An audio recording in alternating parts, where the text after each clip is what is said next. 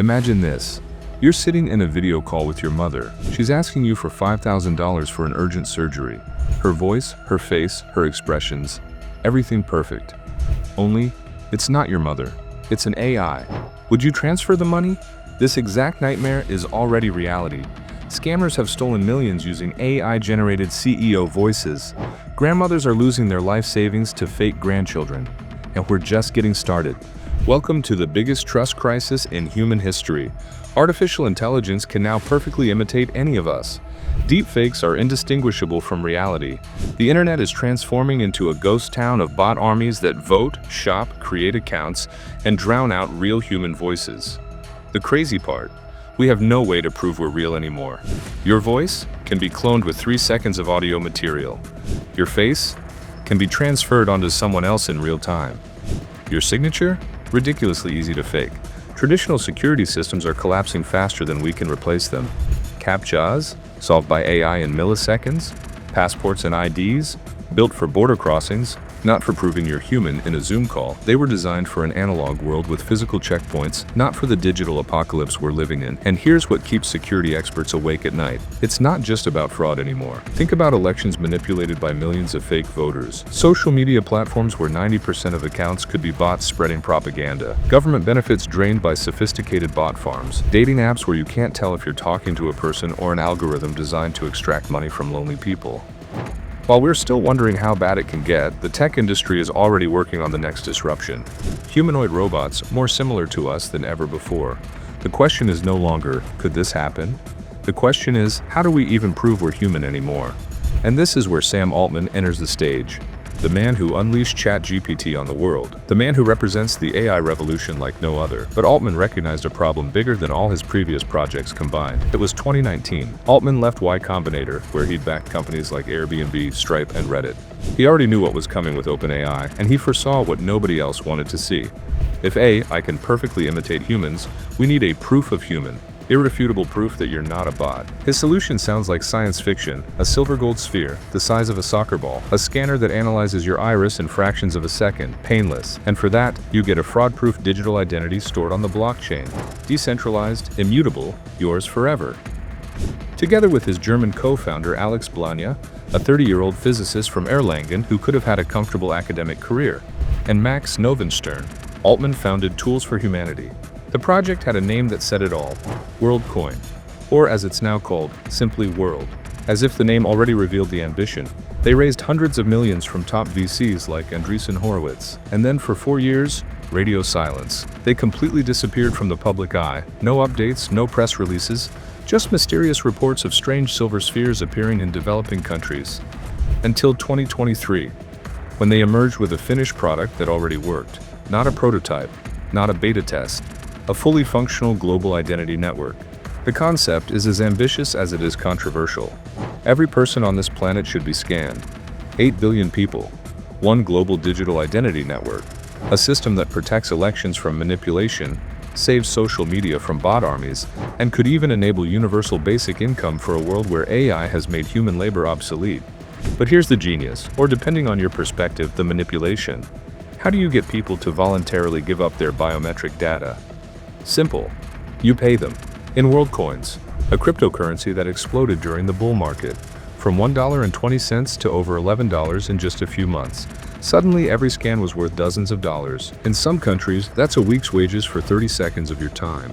And the strategy works brutally effectively. The company didn't start in Silicon Valley or Manhattan. They went to places where people have little and need much. Argentina, ravaged by hyperinflation, where the peso loses value by the hour. Kenya, where unemployment is rampant. The Philippines, Indonesia, Malaysia, places where a few dollars in cryptocurrency can mean the difference between eating and going hungry. Every 2 seconds, someone on this planet has their iris scanned. Over 17 million people have already done it. 30 million have downloaded the World app. The orbs are everywhere now, even landing in major U.S. cities like San Francisco, where they've opened flagship stores that look more like Apple stores than dystopian biometric collection centers.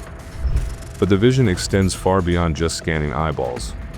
Blania and Altman were inspired by WeChat, China's Swiss Army knife of apps that combines WhatsApp, Instagram, Facebook, Venmo, and dozens of other services into one super app. That's what World App 3.0 aims to become, and they're already landing major partnerships. Tinder integrated world verification to fight catfishing. Now you can prove you're a real person, not a bot or a scammer using stolen photos. Gaming giant Razer uses it for bot-free matches, ensuring you're playing against actual humans. Over 500 applications have been built on World's platform, from DeFi protocols to social networks. The technology itself is surprisingly elegant. When your iris is scanned, the photo stays in the device for only 20 seconds. Then it's permanently deleted.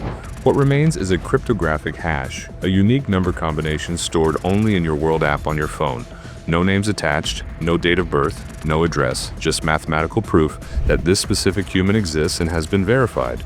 The control structure is designed to prevent centralization. 3 parties must agree on major decisions.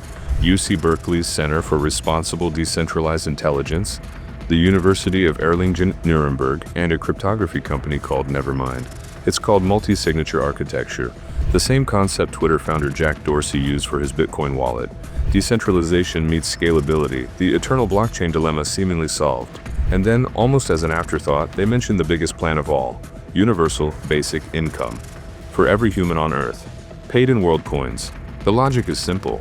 AI and robots will eliminate most jobs. The resulting wave of unemployment needs to be managed somehow.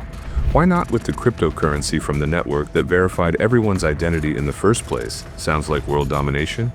It probably is. Here's the kicker: 25% of all world coins, worth potentially tens of billions, are held by the World Coin Foundation and the founding team. If this thing actually works, Altman and Blania won't just be rich, they'll control a fundamental layer of human society.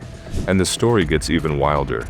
In September 2024, Dan Ives, a Wall Street legend who called Nvidia at $20 and Palantir at $8, announced he was turning a bankrupt e-commerce shell company into a WorldCoin treasury.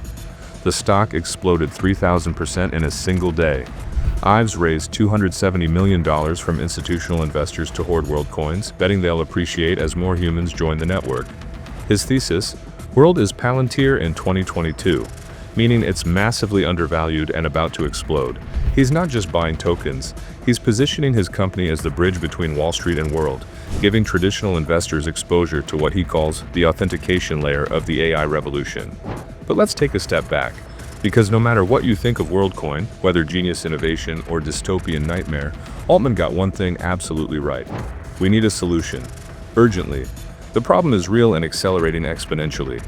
Just recently, JP Morgan announced mandatory biometric scans for all employees accessing their offices. The UK is rolling out One Login for Government, a national digital identity system using facial recognition. The EU is building a biometric entry-exit system for all travelers. Ethiopia, Kenya, and Nigeria are investigating national biometric programs. Malaysia has already signed a memorandum of understanding with World. The government wants to integrate orb technology into their national digital infrastructure. Think about that. A sovereign nation is considering outsourcing its citizens' digital identity to a private company founded in San Francisco. This is happening whether we like it or not. Biometric security is becoming the standard, not the exception. The question is no longer whether we need digital identities. The question is, what kind of digital identity do we want, and who controls it? Here's the uncomfortable truth. There will be no perfect solution. Every system requires trade-offs. Every choice has consequences. WorldCoin sacrifices privacy concerns for functionality and convenience. Critics warn that iris scans are permanent. Unlike a password, you can't change your eyeballs if the database is breached.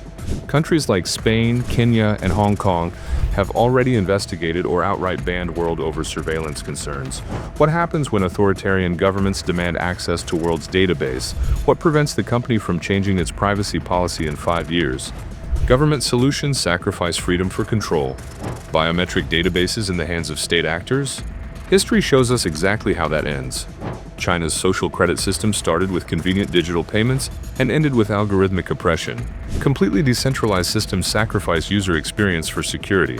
They're too complicated for average people, which means they'll never achieve mass adoption. But perhaps, and this is crucial, the answer doesn't lie in choosing one system to rule them all.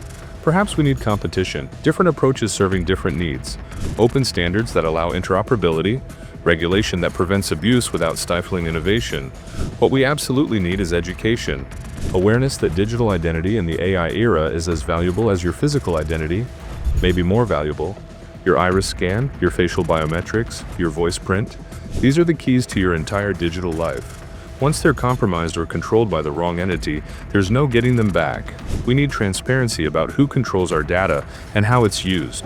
We need the right to know which companies have our biometric information. We need the ability to delete that data if we choose. We need laws that prevent governments from building surveillance states under the guise of security. The future is not Sam Altman's silver sphere. The future is what we make of it, each and every one of us, through the decisions we make today, through the technologies we accept or reject, through the questions we ask before it's too late, because in the end it comes down to a simple question that will decide the future of humanity. In a world where everything can be faked, how do we prove we're real?